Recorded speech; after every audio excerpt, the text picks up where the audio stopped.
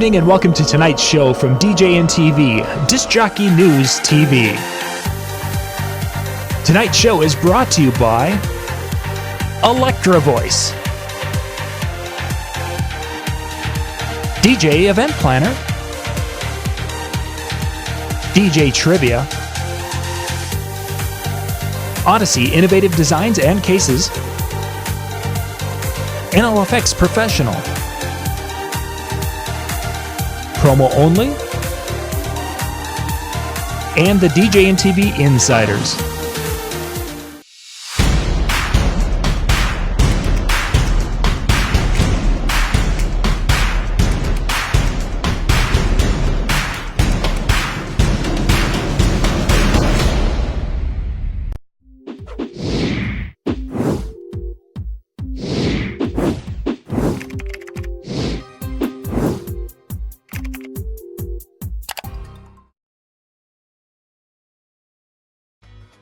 DJ Event Planner will change the way you manage and run your business. Streamline all of your procedures and software into one easy-to-manage system. DJ Event Planner, the ultimate online planning tool.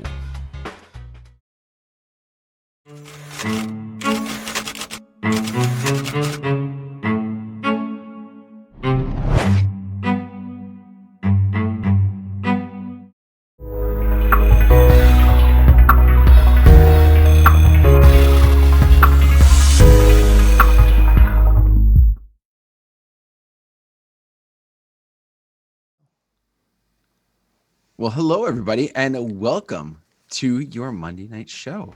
Yeah, by the way, I apologize. Don't like adjust your eyesight. Your bifocals are not messing up. I'm on the bottom here, so maybe it's not that. Maybe it's not your bifocals. But in the midst of a move, my camera has gone missing. I know I have an idea. I think of where it's at. But anyway, so the deal is tonight I am using the old-fashioned web camera that came with a laptop, and as we can tell, it's just not the same. But anyway, tonight we got a great topic for you. John and I came together and we said, you know what, let's talk music. It's been a little bit since we've kind of really focused on some of the songs, and so we want to talk about some wedding songs that are hitting for you. And as we were talking a little bit earlier, we kind of, before we came on, some ones that kind of surprised us, ones that we thought that maybe would catch on a little bit more and just haven't yet, for whatever might happen to be the reason. So we're going to be sharing those with you. And of course, those of you in the chat room, feel free to chime in on some of these. Maybe they're ones that we were saying, you know, they've been great for us, and you're just like, no. Now, here's the thing. I'm putting my disclaimer out, though. Don't say, I just won't play that. That's a completely different story. We're not talking about what you personally will or will not play, but rather what you feel about it, or what you've seen, I guess would be a better way to describe that. Yeah, I think the reaction is really what we're kind of judging the music on tonight, is that there's going to be older songs. Most of this is going to be that, because as we've talked in the past, there hasn't been a lot from 2019 that's really excited our dance floor. I mean, yeah, we'll hit some things, but Brian Redd has lamented this on his show time and time again in his videos, that there's just, recently there hasn't been a lot of things that really have worked. So we'll talk about quite a few. I went through and actually put some dates to some of my songs, because I thought mine were super, super old, but it turns out I've got much more newer music than Dan. So Dan's the old guy tonight. So yeah, we'll hit some songs, and I'm actually going to start us off with a song, Dan, that used to work really, really well for me. And this summer, it was probably one of my biggest disappointments. And I know we were going to talk positive, but I'm going to start on the negative side. The song breaks down right from the beginning. Right from the beginning. This song, back when I would play it with Megaseg, would play so much better, but it just hasn't worked this year. Maybe that's why. Could be. But the song from Neil Diamond, "Sweet Caroline," it really is one of those songs that, you know, there's memes of this song being used in different capacities. This particular wedding season, I think I've tried it at virtually every wedding, and I have put it in a prime spot in a set where it should go, and it's just been a disappointment time and time again. And it's a few years back, it would be like, you know, okay, everybody, you know, do it. No, it's like I'm by myself. It's like me and the cricket, you know, that kind of a thing. I don't know why that has that has just been a flop for me this year. Now, see, I would say the completely opposite. Now, I'm not throwing it in every wedding, but I will say I've been hitting it, and it's as strong as it's ever been. There's been a couple weddings this year that I would actually say it was probably like, everybody was kind of here. I played that, and we got them to here. Wow. Like it just ramped them up. But again, I think it kind of depends upon your crowd. Are they a sing-along type of crowd? Sure. And I realize you're talking about throughout the wedding season, so you're probably not consistently having no sing-along crowds. But, definitely that's where I think that with my group, when I went to there, I went, ooh, let's hit a couple more sing-alongs, like not right away, but, throughout the night. So that is interesting. And you mentioned, we'll bridge a sing-along song, which Sweet Caroline can have that moment, which could be you're identifying if a group is a sing-along song. The song that I use as a sing-along song, and I've been using it this way for years, is Don't Stop Believin' from Journey, because it is that song. Now, that particular one has gone over gangbusters, which it has for a number of years. I mean, it's not like it's anything brand new. Ooh, wow, it's a new song on a dance. No, it's not. But the staying power of that, the sing-along capability of that, and then, of course, I love those little breaks in there, because most of the time when we're DJs, we absolutely hate the breaks, but I talk over the breaks. I can go and I can say, now everybody, let's put our hands together one more time for Robert and Susan. Yay! And now I want to hear all the drunk people sing your heart out. And it was a church wedding, and there's nobody singing. It's like so bad. But, I got over it. But what's funny? Exact opposite here. Not exact opposite. I shouldn't say it's not like your gangbusters and mine are like playing the dance floor, but I'm doing Don't Stop Believing. And it's been traditionally one of those songs that I've used towards the end of the night, kind of ramping into one of those final pieces. Mm-hmm. And yeah, not going over the way it used to. You still have people singing it out, but not quite the same as some of the others. Now, when you're playing Don't Stop Believin', do you do any kind of vocal prompting, a la Mike Walter? If you guys get a chance to watch any of his music lesson things, he talks about vocal prompting. And if you haven't seen it, he has a vocal prompting in the DJNTV Insider area. You can go to the DJNTV.com, join the Insider area, and you can see Mike doing a seminar there on vocal prompting a song. But is that something have you done that with Don't Stop Believin'?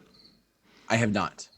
And I wonder, outside of kind of like where you're talking about with the break, which was geared only at, some noise for the bride and groom, not the prompting to, hey, let's sing along, let's take that next step. And I think, as I'm thinking, of course, that's towards the latter part of the song. But at the beginning, we have that instrumental where the song starts and you've got the guitar going in the background. And everyone's like, oh, they start to recognize it. And that's where I would be posting the song. Huh? Looking at all these big terms I'm using tonight. I pulled out my music dictionary tonight. But I would be doing that hype and that build up. And they were talking about this in Minnesota, the Twins played that for years during one of their innings there was common fourth, fifth inning, whatever it was. So those of you who are Twins fans, and this year because of them being Twins fans, because the Twins are doing well, and it's that getting them built up and ready to go, and then I want to hear you, and I didn't say anything with drunk people, so this time they sang. Okay. So Dan, what do you got on your what's one of your first songs there? So what I was noticing, I'm getting a lot of the same tried and true traditional, we'll call it traditional songs, especially when it comes to the parent dances. Okay. And I don't know if it's just they don't know what to put into there, or if it's just one of those, this is a good song, yeah, let's use that. So I'm getting a lot of Rascal Flatts with My Wish, Kenny Chesney, Don't Blink, and then Loudon Wainwright, Daughters. Those three songs have come up consistently throughout the year. Every other wedding, I think Rascal Flatts, I had 8 weddings this year that all used that song as one of the parent dances. If it wasn't father-daughter, it was mother-son, and vice versa. So sure. Keep hitting that over and over and over again. That's interesting. I would agree. I've used Rascal Flatts more this summer than probably any other time, which was very interesting. I guess that one didn't make my list. But speaking of a song that's been used over and over at weddings during a specific part with wedding party introductions this year, I think I have used Bruno Mars' "Marry You."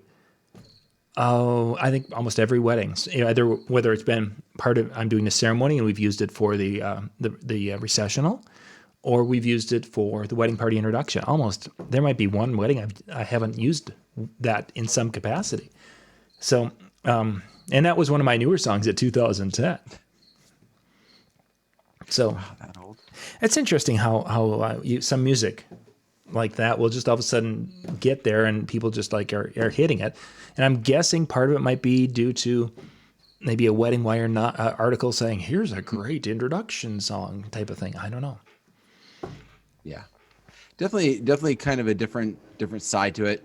And I just realized my humidifier or dehumidifier just apparently clicked on. But anyway, so yeah, just kind of an interesting piece that would resurface. And I got thinking about it. You said 2010, so I'm wondering if it has anything to do with the fact it was 9 years ago, but you don't really see that one suddenly being something they were singing, as I've heard the Hairbrush song. Hairbrush, yep. And for those of you who aren't sure what Dan's referring to, these are songs that as young teenagers that the young ladies would have been singing into their hairbrush in their bedroom.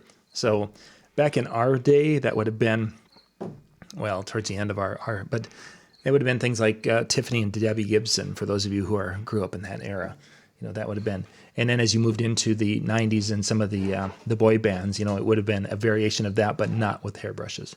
They would have been singing into Mountain Dew bottles.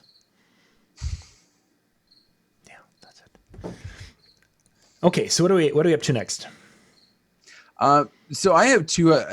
While we're talking about kind of slow songs and that kind of thing, I've got two songs that surfaced this year, kind of a couple different times, and I've often wondered if it came into the Wedding Wire not type of thing where somebody saw it in an article.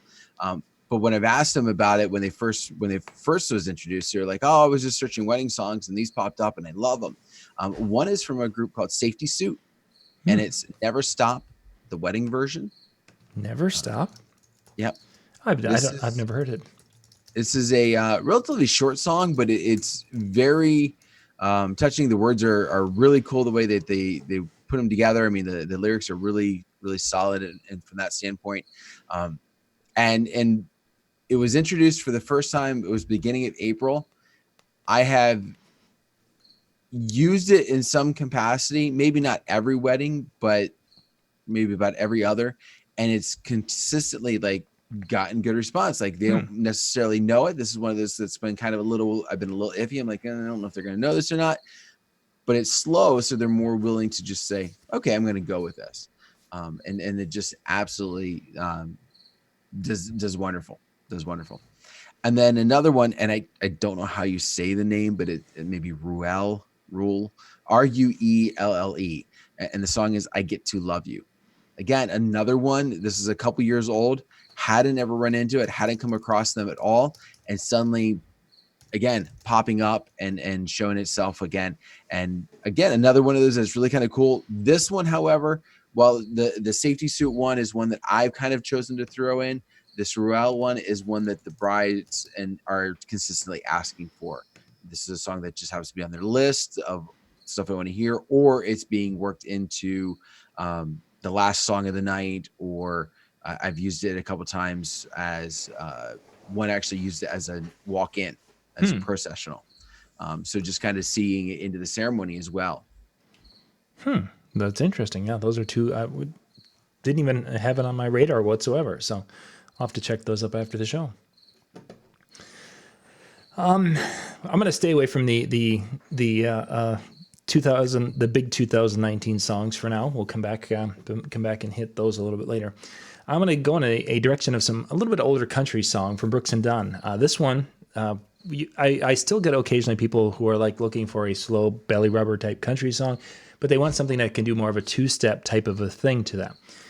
So early in the season, I'm a fan of Neon Moon from Brooks and Dunn, and I played that one, and it really went over well. And it went over well from that 55 to probably 70-year-old group that wanted to get out there and dance to a country song, because it's got enough of movement or enough of a beat to not be the really slow belly rubbing types, the real slow romantic thing, but yet it is just a nice tune. So Neon Moon from Brooks and Dunn has pretty much, and that might be regional, that works so well around central Minnesota. And I'm not going to say it would work everywhere, but for my weddings, that was one of the slower type songs that probably came in the top 3 for filling the dance floor, getting the highest percentage of people out onto the floor with that.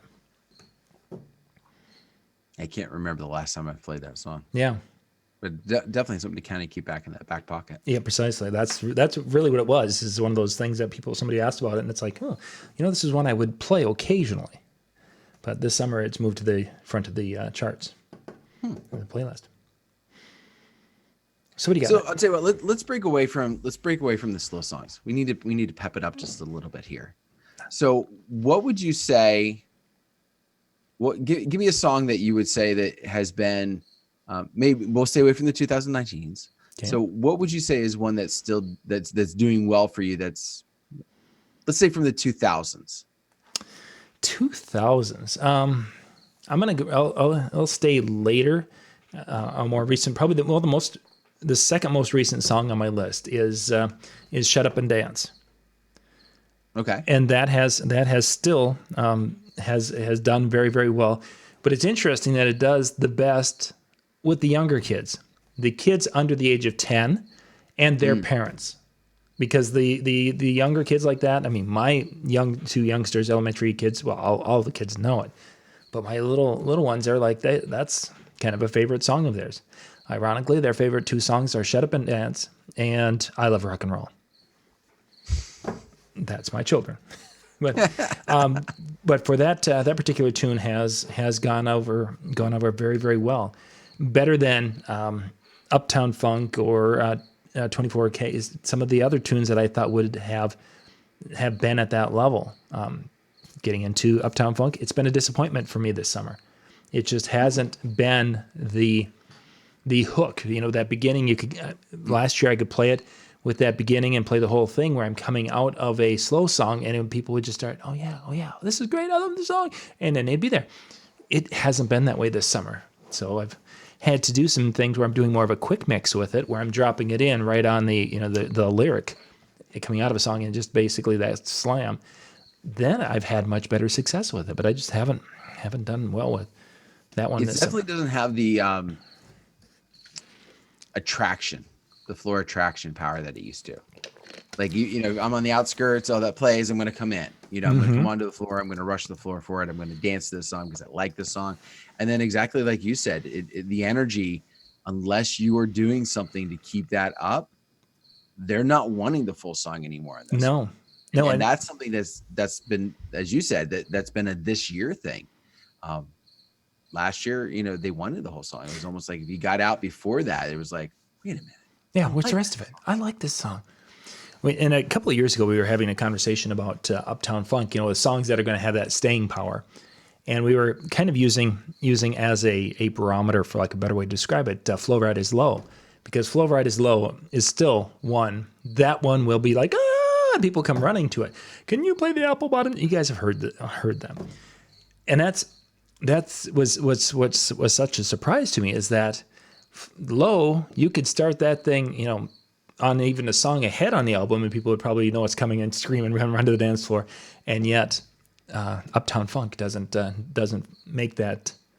So I wondered about 5 years if Uptown Funk is going to make that comeback again, where it's going to be maybe we just overplayed the song, and it'll make people got too used to it at weddings.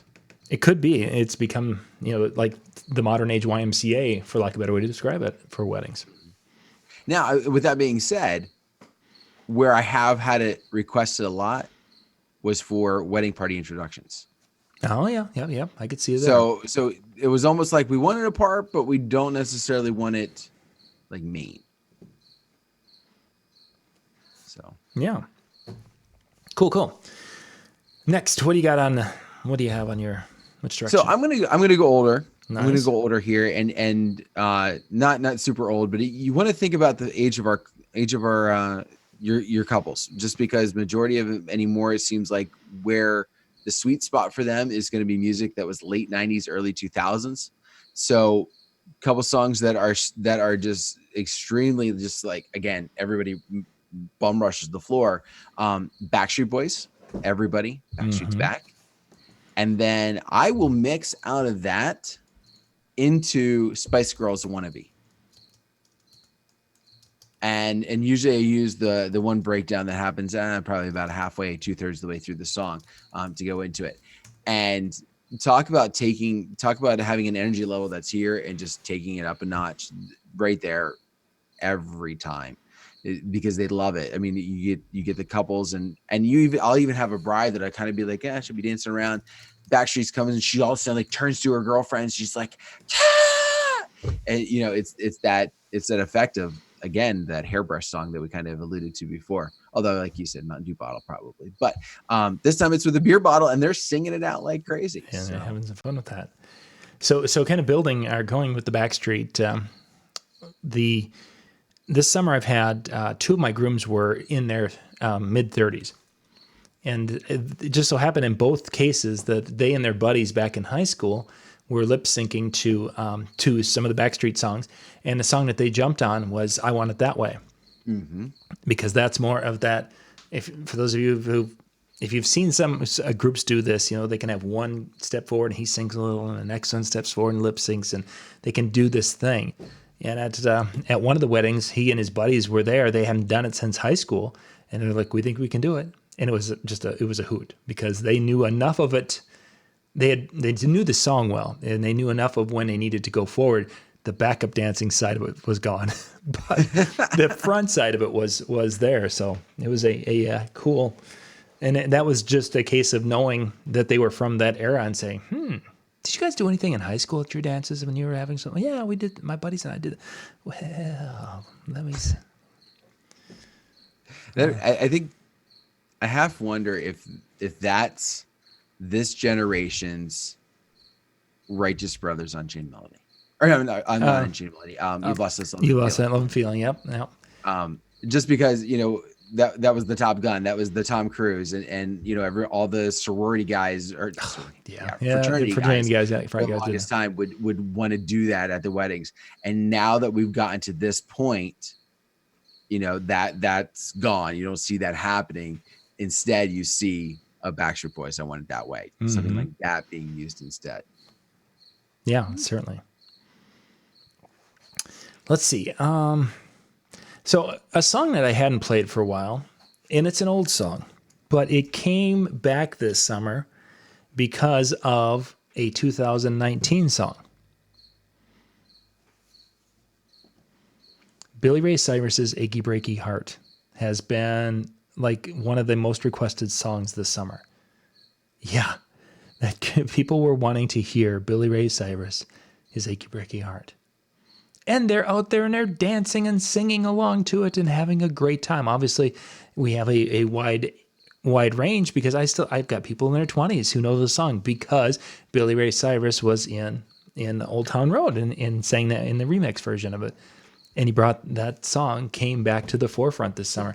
I think I have played it probably from the second wedding in June, every wedding since then. And it's not because of me saying, oh, Billy Ray Cyrus is a great song, I'm going to play it. No, it's because people have come up and are like, can you play this song?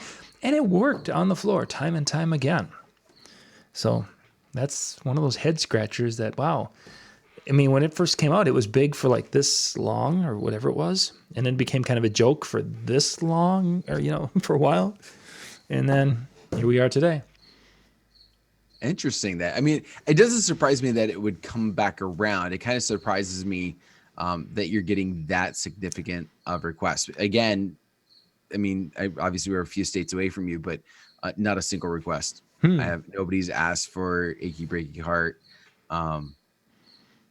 Occasionally still get Old Town Road, you know, type of requests coming in, but that's about where it stops with anything with him. So let's continue with Old Town Road. What's your response been to it if you played it this summer? Mediocre. Mine has been, I have only played it at one event this summer, and I've had more events where people came up and they're like, somebody in a wedding party is like, dude, you're not going to play Old Town Road tonight, are you? It's like, oh, it wasn't requested yet. You can't play it. If you play it, I'm gonna like go outside and just, because I all I hear is, it's all I hear on the radio, or all I hear in a bar, or all I hear. I've had more of that, and I have not had that. A song that has had such a polarizing, for whatever reason, whether it's overplay or whatever, but generally you don't have people coming up and saying, dude, my request is not to play a specific song. So Old Town Road is one of those that I haven't even queued up, because one time it was a wedding party, one time it was the bride, one time it was the mother of the bride. One time it was, I think it was the mother of the bride who wanted to hear it, so that's when it was played, and it did okay. It wasn't a Usher type of a thing when somebody mentioned that, which did not make my list. But when that was hot, it wasn't that type of a response whatsoever. Yeah, I would say the times that it's actually been requested, it typically happens to be weddings where there's a bunch of kids. Sure. And it's not the kids that are requesting it. It's their parent that comes up and says, hey, can you play it? I want something for my kid. And I get that. But when I've thrown it in and thrown it in at times where I would think it would work, the mood was just kind of like, okay. And when I'm talking like, a month after it really kind of came on the scene. So it's not to the point where it's oversaturation. It's not to the point where it's too new that your general wedding audience would like have no clue about it. What should be in quote unquote the sweet spot for it. And I think they just didn't know what to do with it. It's one of those, it's kind of like a sing along, but it's not like a shouted out sing along. It's not really dancey, and obviously that goes to, if I had a different remix, maybe that would make a difference. Right. Yeah. Yeah. I think Howie mentioned a normal version. Yeah. Howie mentioned a Timber and a mashup between Timber and Old Town Road, which I believe MJ played for us in one of the music and mixing shows. And it definitely has a completely different sound. Yeah. Definitely. Let's see. Where are we at next? Well, if we want to go back a little bit, let's do it. All right. Not super old. I'm gonna say there's two that I kind of have in my back pocket for the older ones. Fresh Prince of BelAir theme song. Oh, now how are you using that one? This is one, whether they're young, whether they're older, whether they're in the middle. This is one you hit it, and it is one of those like all of a sudden they hear that, and they almost have a look like he's not really playing what I think he is. and then the lyrics start, and by the third word, they're singing it along. They're into it. They're dancing. They're having some fun, and it's one of those where you can just drop out every once in a while, just kill the music, and they're still singing along, just like it's it's everything. I happened upon this out of it was a random pickup that I got on a music service one time, and seriously, every wedding I find a way to be able to work this in, because it is always and this started last year. I mean, this isn't just a 2019 find. This was I think 2018. I think I even used it last year at the Chill event as when I was doing my mix there. Mm-hmm.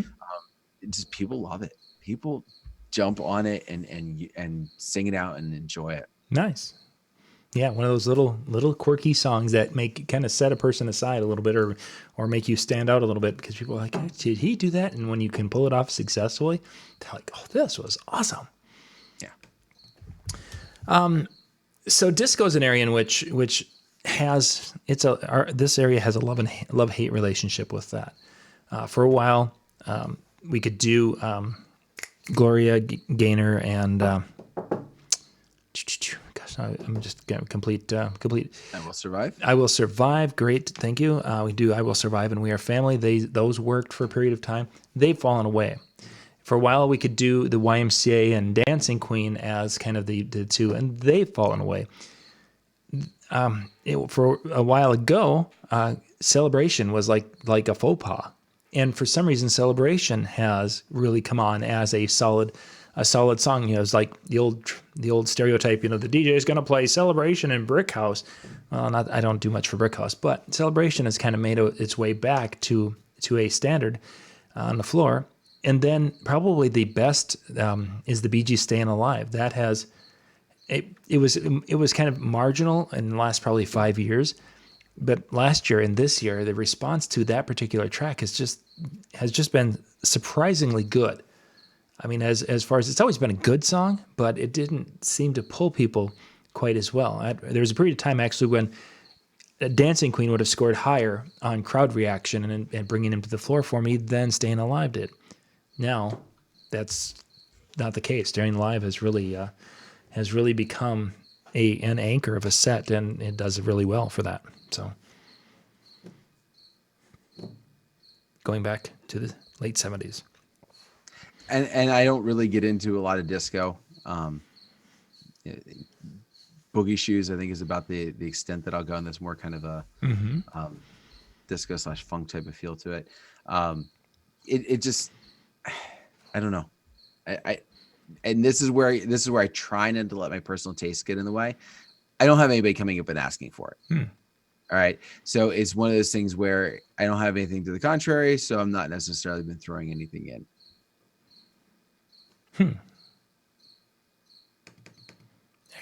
Okay, what do you got? All right. So the next place that I'm going to go is Run DMC. Oh yeah, it's tricky. Again, another one of those, especially with your, I don't want to say your younger skewing brides, but I would say your late 20s, early 30s. When you get into that, again, this is another one where they'll grab their friends and they're just like, oh yeah. Now, I would say this is not one you want to be in for the entire track, though. Despite having that good reaction, they kind of get into it, and about 2.5 minutes, 3 minutes in, there's also a good mix out point at that spot anyway. But you definitely, well, I should say you definitely, but in my viewpoint, you're not wanting to let it run the whole way. Yeah, that last end just it becomes kind of monotonous, for lack of a better way to describe it. Do you play the beginning? Or do you jump right into where they get into the vocal with that one? Depending on how my mix is. Okay. Depending on what I'm coming out of. So if I'm coming out of something and I want to do that, kind of like what you mentioned with Uptown Funk, where you get that beginning hook and you want to catch it, I will actually do it's well, the version I have, it's like it starts out with that and then it hits. And when I do that coming out of that type of a track, it's great. If I'm into something upbeat and I'm wanting to mix in, I will jump into, I forget exactly where my cue point is actually at, but it's more of you're right into the beat. You're jumping in a little bit farther.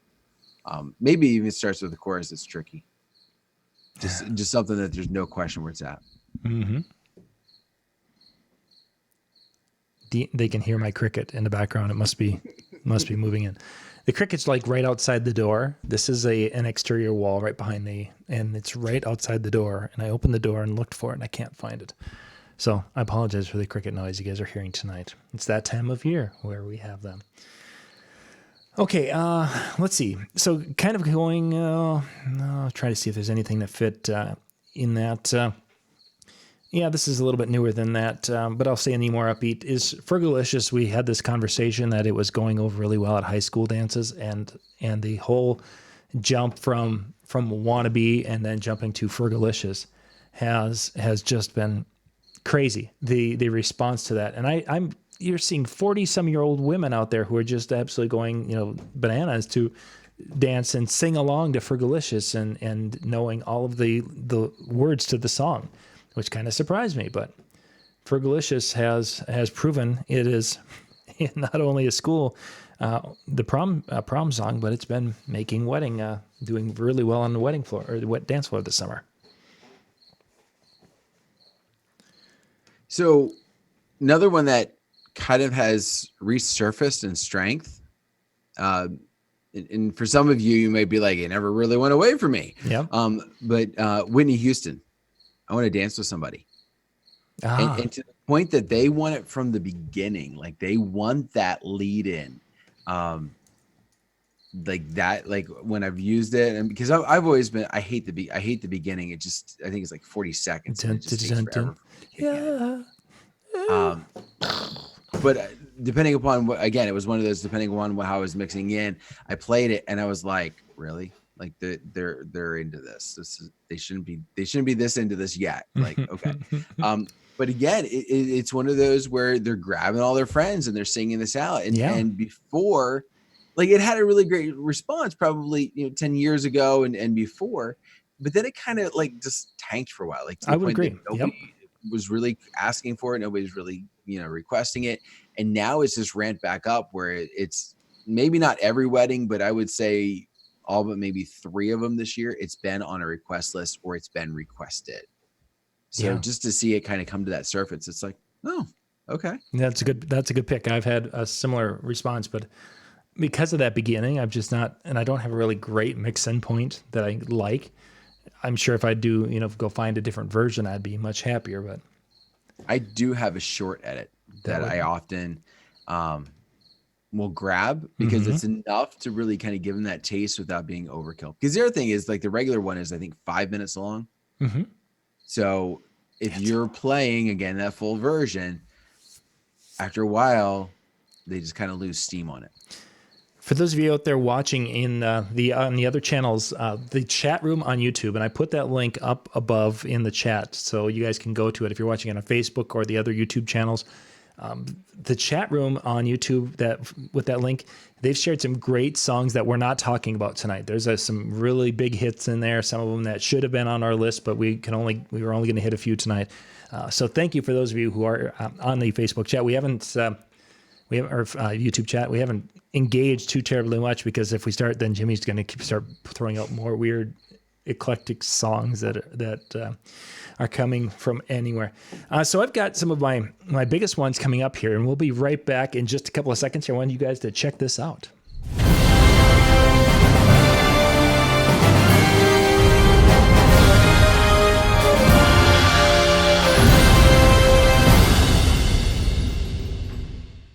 And we're back. We are back. So for those of you who just saw that and you're like, what's up with that? DJNTV, we're going to be going to Las Vegas in February of 2020. We're going to be co-locating a show in Las Vegas with the Photo Booth Expo. If you've been to Photo Booth Expo, it is the biggest event in the entertainment industry for end users. There's NAMM that's bigger, LDI that's bigger, but for DJs or photo booth operators, anything like that, this is the biggest show. There will be close to 5,000 people at South Point. In that crowd, there's probably going to be about 1,000 people who DJ. And we're going to be there helping create the educational content for next year's show. So you guys can go out to, if you type in djntv.com/Vegas, that will take you to the event page where we're going to be starting to, after Labor Day, we're going to be dropping more information about who's going to be speaking and who's going to be, what the topics are, and we're going to be introducing the theme and all these different aspects of it. But that will be coming up February. It's February 24th through the 27th of 2020 at South Point. Flights are cheap in February. South Point is inexpensive to stay at. And, of course, Uber is not that bad from the airport to there. It's really kind of they've got a free shuttle, so what am I even talking Uber for? So it's an inexpensive time. That was one of the big reasons why we decided to work with Photo Booth Expo, is because DJs can go there, have a good time, be able to do their thing, and you can do this whole week for less than $1,000. So if you really need to be staying on a tight budget, you can with this particular show. So, okay, let's get back to tonight. Was it my turn or your turn? I'm going to pick up one, whether it was, I don't remember. Okay, go ahead. I think I've only got 2 left. We've hit more than 10. Oh yeah. It's like, hey, why not? I will say there's one I want to pinpoint from the chat. I'm gonna scroll back up. Yeah. When it came, it came about the time when we were talking about the Fresh Prince. There it is. DJ Snoopy, Friends theme, Rembrandts. I'll be there for you. Yeah. Would not have thought about that. The second he said that, I was like, oh my gosh, why have I not been throwing that song in? I mean, it's on repeat, like on TV Land and TBS, and everybody else is playing it. Seems like nonstop. So, yeah, that's one I just wrote down. I kind of a couple exclamation points beside it. Yeah. Definitely want to. Yeah, in the right spot. Boy, that could be a fun song that people would be like, oh, yeah. Let's see. It probably in that Motown era, one song that I didn't play. If I were going to be playing Stevie Wonder, I would have done Superstition. That was my first one. Second would have been Sir Duke. And then maybe down the road somewhere would have been signed, sealed, and delivered. But then I realized that Bellagio has been using this they were using it down there. I believe in one of their shows, they were using it downtown. It was part of the Vegas thing, and it's like, So I decided to try it at one wedding this summer, one of the early ones, and it went really, really well. People were like, "This is such a great song," and they could get out there, they danced and sang along, and just continued that throughout the season. And it has been, from that era, one of the strongest songs for that crowd that wants to get into that Motown type feel for us in the central part of the United States. May not work for everyone, but it has been one that I wouldn't have played 5 years ago. Wouldn't have touched it. Now it's probably maybe not in my first set when I go to that era when I'm playing for that part of the crowd, but it would be probably in the second set. Nice. Mm-hmm. This is a song I think I alluded to when we talked about this, maybe the beginning of summer, some point where we started talking about wedding songs. One that kind of surprised me because it never was really popular. Again, this is one of those probably, I think Howie hit on it in the chat when he said sometimes they're Googling and maybe that's where some of these are popping up out of nowhere. But Faith Hill, Tim McGraw, For the Rest of Our Lives, or For the Rest of Our Life. Again, not an overly popular song. Nice, showing up for first dances, showing up on request lists of things that they want to hear and utilize. And so again, coming back to that, okay. So I find it funny because I almost feel like they're wanting to be different. They're wanting to not play the same thing that they've always played, except for the parent songs, which we kind of alluded to at the beginning. But when it comes to their first dance, we want to have a different song. And yet I feel like they're Googling it, which in theory is finding a list that has it on and therefore not being unique. Sure. That's another one. Goodness gracious. Who would have thought that you were going to come out with the songs on your list that I have no idea? It's like, gosh, you suck. Well, again, I don't think this is one, especially with something like that. And even the two that I mentioned with the safety suit and the REL, I don't think these are ones that are going to necessarily catch the attention because people are going to know them. Mm-hmm. And we've talked about this, people are not going to dance to stuff necessarily that they don't know. And I think slow songs are the one exception to the rule. As long as it's got a good feel, they're going to get out and they're going to move to it because it's going to be inviting. And so you get kind of almost a false positive out of it, but with a good feel, good reaction to it, and a good message behind it, because sometimes you just don't get that with some of our love songs. It's kind of goes a different direction. Speaking of one particular artist that was not, it didn't hit any of our really music services that I've had requests from is Coffee Anderson, who is I don't know if I think he is a country, as far as a full country. I don't think he's a crossover. I think, but there's a couple of songs that he's done some Christian songs, and I've had some weddings where they've been a Christian wedding and they wanted his version of a song or two. And then he had Better Today, I think is his. And it says on a lot of people have used it on a YouTube video. It's like the best wedding song ever. And I think that's what happens is that people start to type in, what's the best first dance song? And somebody had titled, a Coffee Anderson song as that. And they're like, oh yeah, I'm going to do that one. So, but I'm going to stay in the slow song. One of my newer songs was from 2011, 1,000 Years. Is one of those, is a ballad that has gone over better than Thinking Out Loud or Perfect, which I wonder if it's a case of where overplayed, and 1,000 Years is still has that kind of that beautiful kind of almost semi-haunting type feel to it, but yet it goes over very, very well. That's been when I need to have that floor filler. At one time it would have been Unchained Melody. At one time it might have been Eric Clapton with scary that we think the same song. Wonderful Tonight. And now I've moved to this one as my kind of go-to slow song. I've got two left, Dan. So let me while we're talking about 1,000 Years.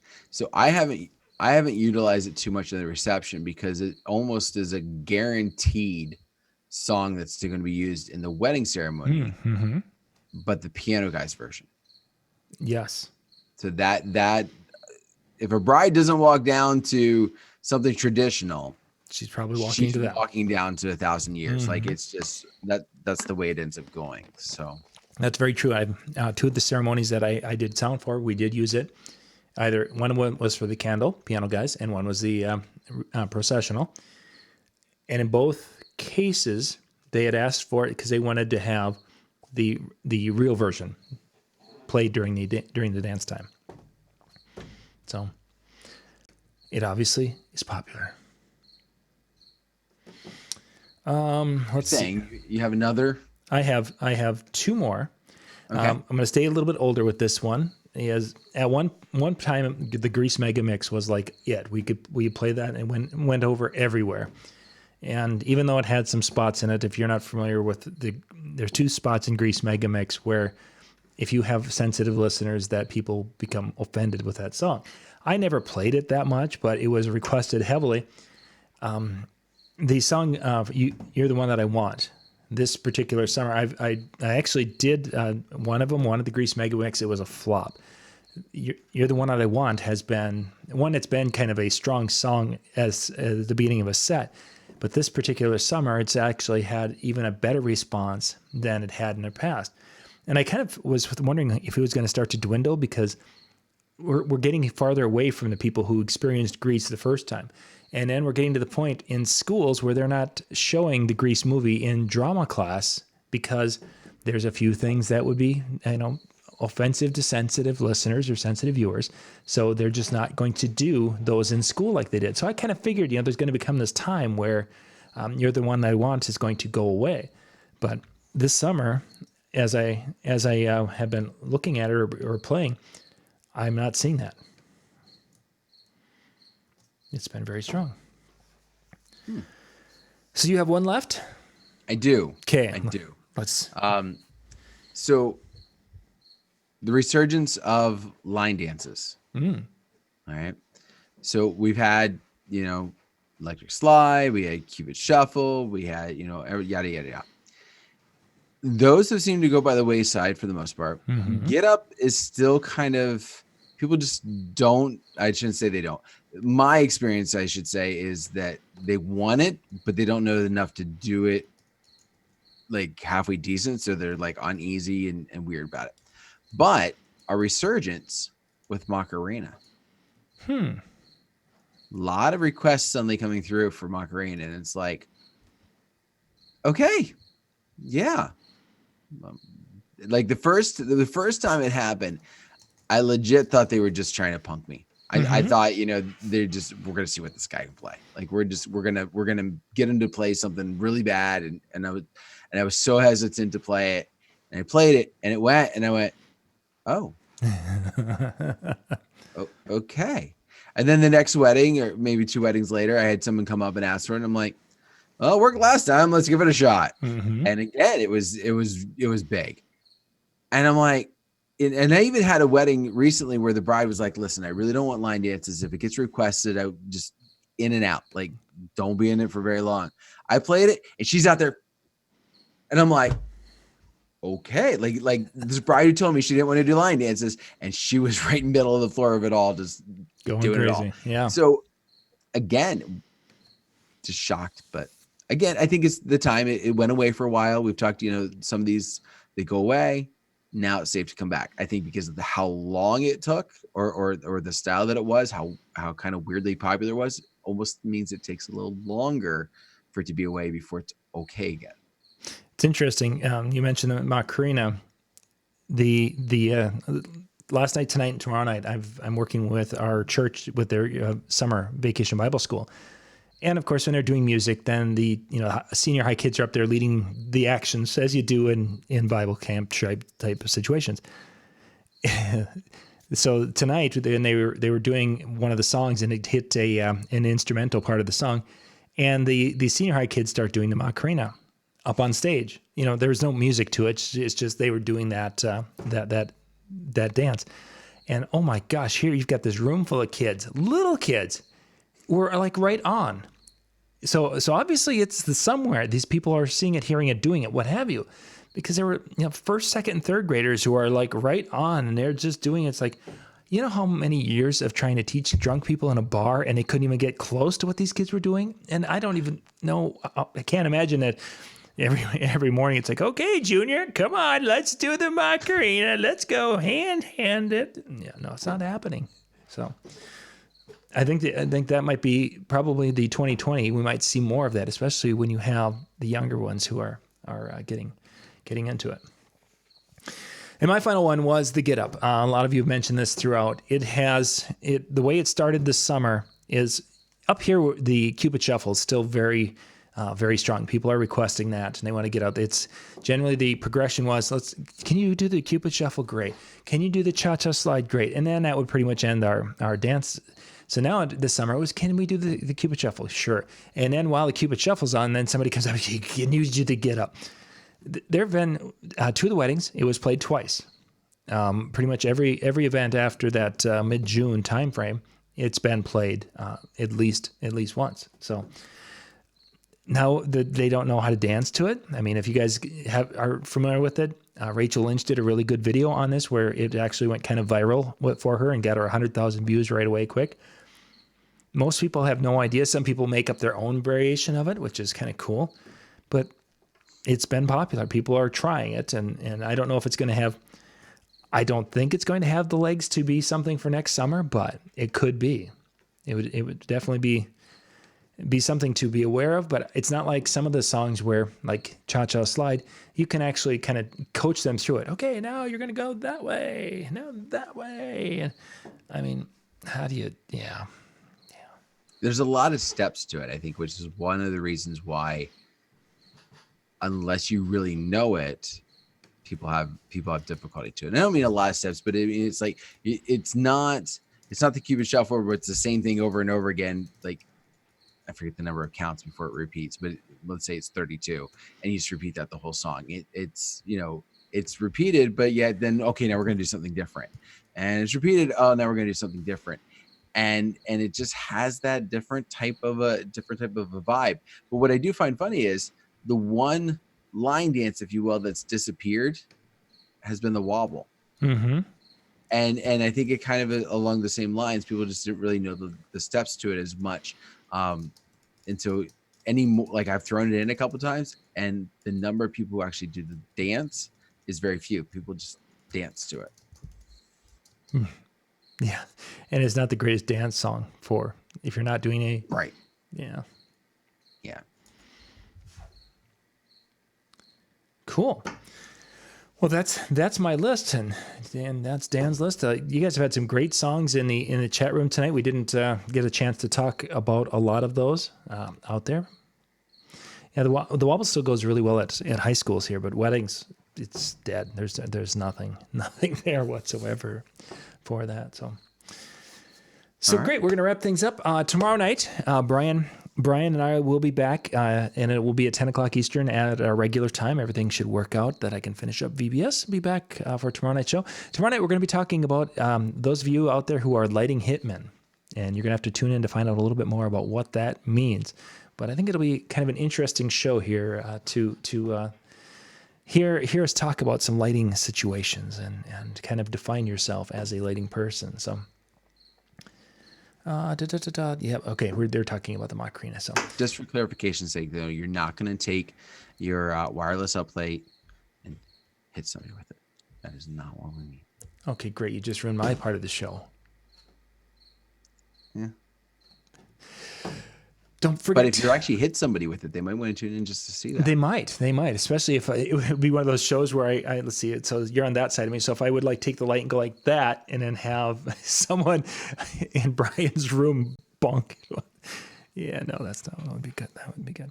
Once again, though, go out to DJNTV.com/Vegas. That'll take you to the Facebook page. Go out there, click on that. If you're interested, if you would be liking to come out there, what have you, that way you'll get notifications when we post things. And I'm pretty much the only one who's going to be posting things there when it comes to the event. So that way you're not going to get bombarded with a bunch of stuff. So if you want to go there and basically, put notifications on, your only thing you're going to really find there is going to be speaking the schedule. I'm not going to be doing anything beyond just the important things you need to know to be part of that experience in Las Vegas for 2020. So, yeah, Dan, I think it's time. Wrap it up.